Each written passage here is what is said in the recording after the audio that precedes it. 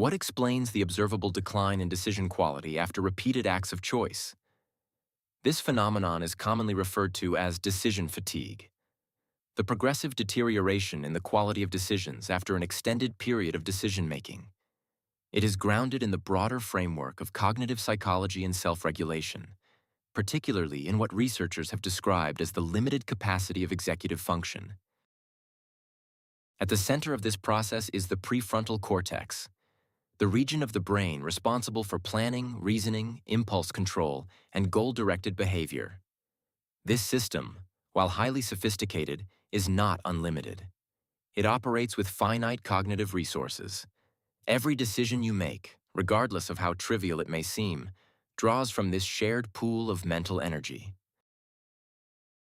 Importantly, the brain does not sharply distinguish between significant and insignificant decisions. Choosing what to wear, responding to messages, selecting what to eat. All of these require evaluation, comparison, and selection. Each of these steps incurs a cognitive cost. As decisions accumulate throughout the day, the brain begins to experience what can be described as cognitive depletion. At this stage, several behavioral patterns tend to emerge. First, individuals may begin to avoid decisions altogether, a phenomenon often observed as procrastination or indecision. Second, there is an increased tendency toward impulsive behavior. As cognitive control weakens, individuals rely more heavily on immediate rewards rather than long-term outcomes.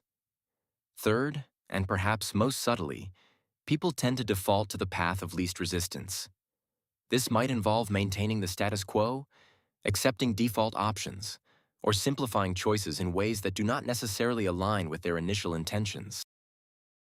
One of the most compelling demonstrations of decision fatigue comes from research conducted on judicial decision-making.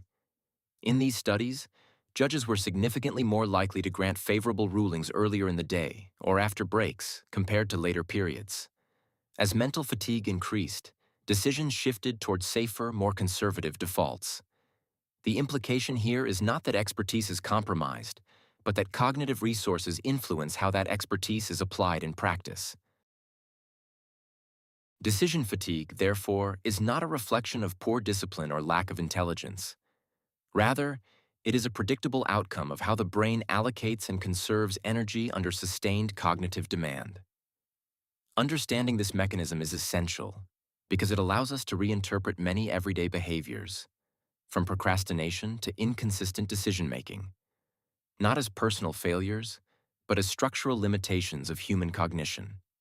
And more importantly, it provides a foundation for designing environments and routines that reduce unnecessary cognitive load, thereby preserving mental resources for decisions that truly matter.